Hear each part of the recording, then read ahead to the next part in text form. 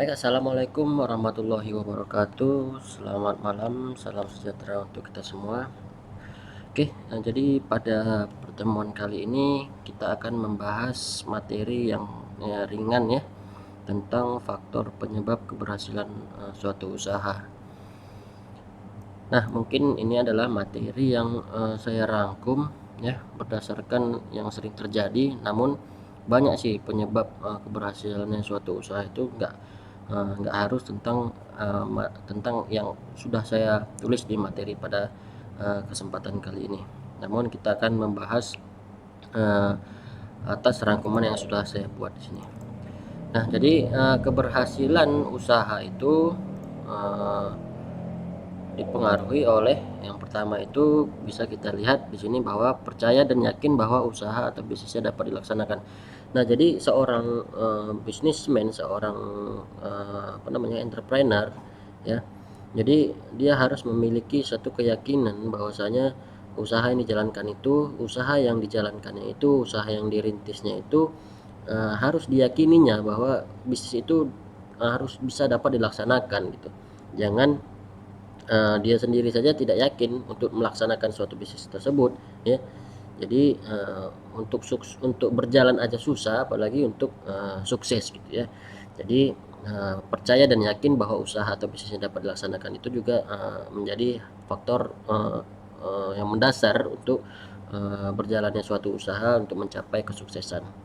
Selanjutnya, menerima gagasan baru di dalam dunia usaha atau bisnis. Nah, jadi di sini kita sekarang sudah masuk di dunia globalisasi, di dunia digital, di dunia industri 4.0, bahkan udah 5.0, marketing 4.0 juga sekarang udah mau marketing 5.0. Jadi gagasan, teori, metode, cara-cara ya itu sudah terus terupdate gitu. Jadi kita tidak harus menggunakan metode-metode lama. Yang kita percaya itu adalah metode yang sakral ya. Suatu usaha bisa dijalankan dengan metode yang seperti ini saja gitu. Tapi tidak, sekarang itu sudah lebih dinamis ya, karena perkembangan teknologi, seluruh informasi apapun sudah mudah untuk didapatkan, sehingga gagasan-gagasan, metode-metode, cara-cara yang digunakan dalam menjalankan suatu usaha juga sangat cepat berkembangnya. Jadi bisa kita gunakan yang mana saja sesuai dengan kebutuhan dan kemampuan kita.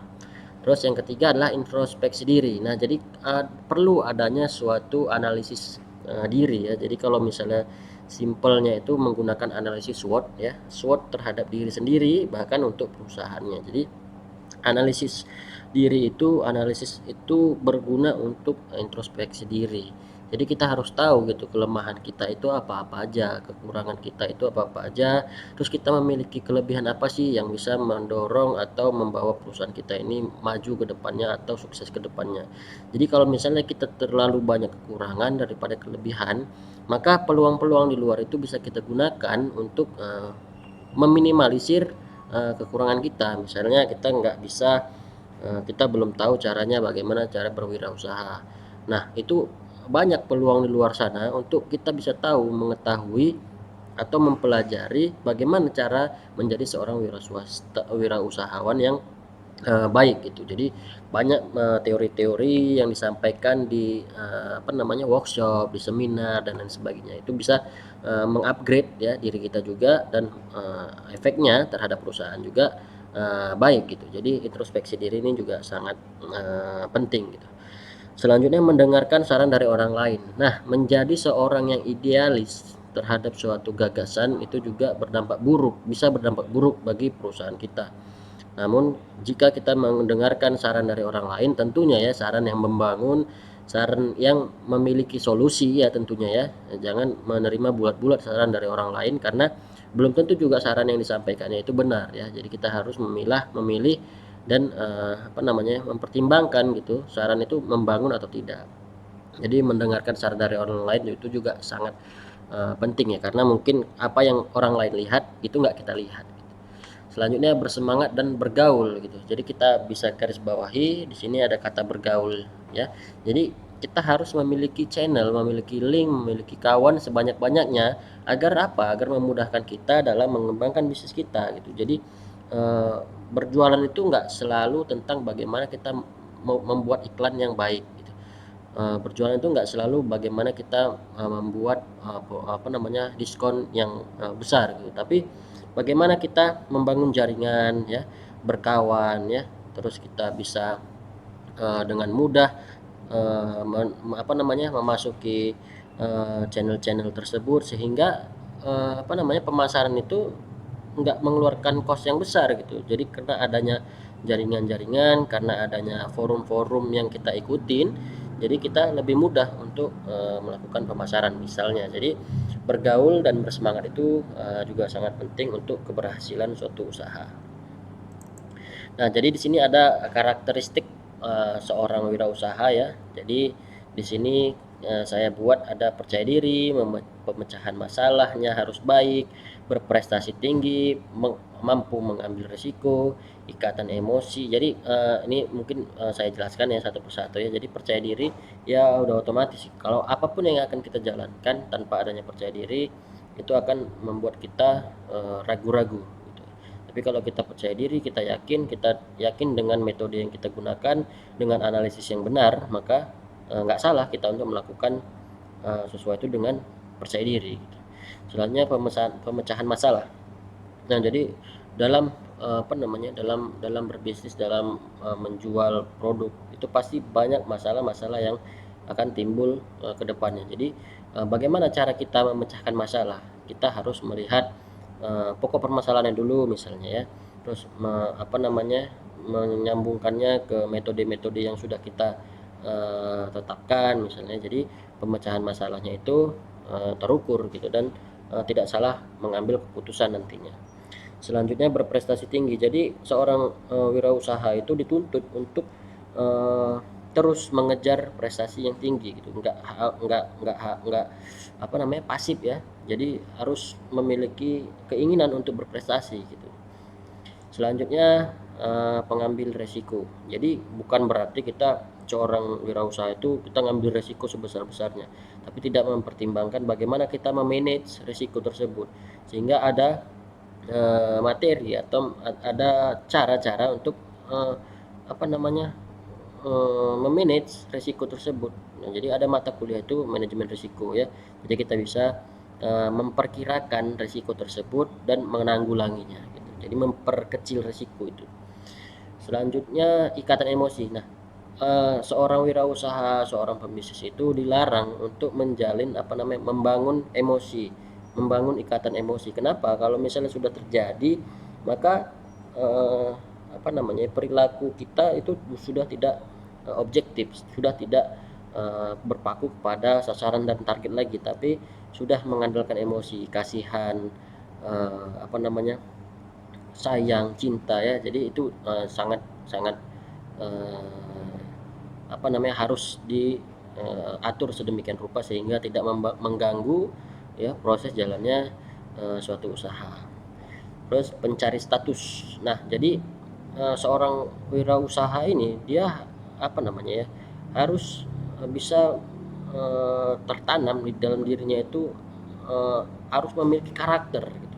Harus memiliki sesuatu yang membuat dia itu berbeda. Sehingga apa? Dampaknya terhadap usahanya, dampaknya terhadap pandangan konsumen terhadap kita itu juga baik gitu. Jadi kalau misalnya kita adalah seorang yang ingin melakukan suatu perbedaan, suatu inovasi misalnya contoh ya, kita harus juga hati-hati ya, jangan terlalu ambisi sehingga nanti akhirnya akan tidak baik juga bagi perusahaan. Terus tingkat energinya tinggi ya, udah otomatis seorang wirausaha itu pantang menyerah dia. Jadi tingkat energinya harus lebih tinggi. Nah, selanjutnya keberhasilan seorang wirausaha dapat diidentifikasi ya. Jadi pada hal-hal berikut ini.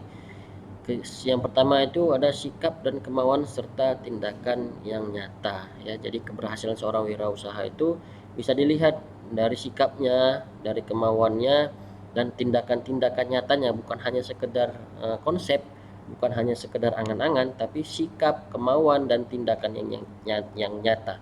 Jadi kalau di fungsi manajemen itu dia sudah merencanakan, dia sudah mengorganisasikan, maka dia harus melakukannya, harus dijalankan, sehingga tujuan dari organisasi itu bisa tercapai dan usahanya bisa sukses.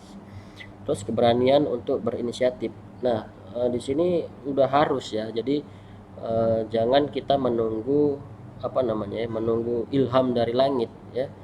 Jadi kita harus mampu berinisiatif. Apapun yang terjadi, kondisi apapun yang terjadi di usaha kita, kita harus mengambil inisiatif.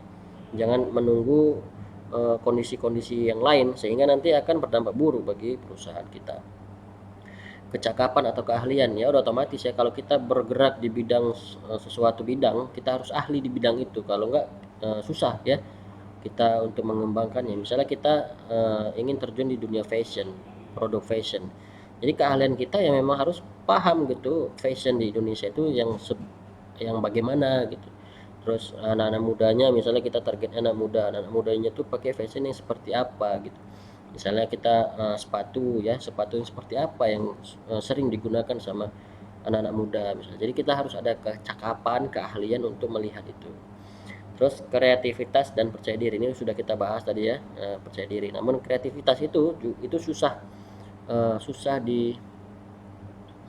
dipelajari, karena kreativitas itu adalah suatu bakat ya, tapi bisa dilatih gitu, bisa dilatih. Selanjutnya pengalaman dan pendidikan. Nah ini juga paling penting. Eh, orang orang itu sukses itu bukan langsung sukses gitu, pasti beribu-ribu kali percobaan, kegagalan yang dialaminya, tapi dia terus memiliki sikap pantang menyerah. Jadi pengalaman dan pendidikan itu mendorong ya, sebagai pendukung, sebagai jembatan, sebagai transportasi kita untuk menuju sukses. Terus modal utama untuk meraih keberhasilan ya. Jadi di sini ada beberapa saya buat pola pikir yang mengarah pada sikap dan kemauan untuk sukses. Jadi dari awal kita aja dulu, kita pola pikir kita untuk sukses nggak? Jangan kalau misalnya orang kamu punya bisnis ya, nggak kecil-kecilan, gini-gini. Jangan, jangan, jangan menjawab seperti itu. Kita harus punya percaya dirian. Jadi pola pikir kita itu bagaimana? Kamu punya bisnis ya? Iya, bisnis saya bergerak di bidang ini. Saya ingin usaha saya seperti ini. Nah, seperti itu. Jadi pola pikir yang positif, pola pikir berkembang, pola pikir yang sukses akan berpengaruh positif terhadap perusahaan kita. Selanjutnya sini kepribadian yang kuat dan sukses. Jadi kepribadian seorang wirausaha itu dikenal pasti sangat kuat gitu. Jadi dia kalau idealis langsung nampak idealisnya. Kalau dia pintar langsung nampak pintarnya. Selanjutnya kecakapan dalam mengelola usaha, ini sudah otomatis ya. Jadi orang yang cakap itu karena adanya pengalaman, karena adanya banyak kegagalan yang sebelumnya dia jalani, dan habiskanlah. Jadi kalau kata Bob Sadino, habiskan peluang gagal itu sehingga sukses layak akan dicapai. Terus menerapkan manajemen usaha yang baik. Jadi kita di sini belajar ya, kita mahasiswa belajar bagaimana cara memanajemen suatu usaha. Kita belajar fungsi-fungsi manajemen, kita belajar tingkatan manajemen, kita belajar bagaimana merencanakan sesuatu, bagaimana kita menempatkan orang-orang pada posisi tertentu, bagaimana kita mengatur pekerjaan-pekerjaan sesuai dengan bidang orang-orangnya, bagaimana kita melaksanakan pekerjaan tersebut, bagaimana kita mengevaluasi pekerjaan tersebut, melakukan rencana aksi terhadap evaluasi tersebut, hingga kepada bagaimana kita menarik keuntungan daripada semua proses-proses bisnis yang sudah kita lakukan.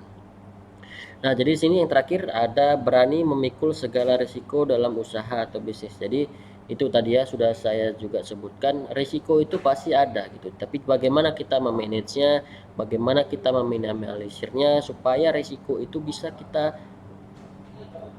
supaya nggak terjadi gitu di masa depan. Yang nama resiko itu kan yang akan terjadi di masa depan. Kita harus memperkirakan gitu.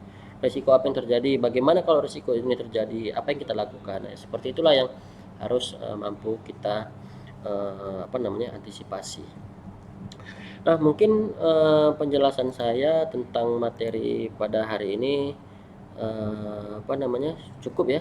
Jadi materi hari ini cukup ringan, banyakkan motivasi di dalamnya. Jadi bagaimana suatu usaha itu bisa sukses, kita sendiri ya, seorang pelaku usaha itu sendiri yang bisa mewujudkannya. Oke, baik, terima kasih atas perhatiannya, atas kesempatannya ya. Sampai jumpa di video-video selanjutnya. Wassalamualaikum warahmatullahi wabarakatuh.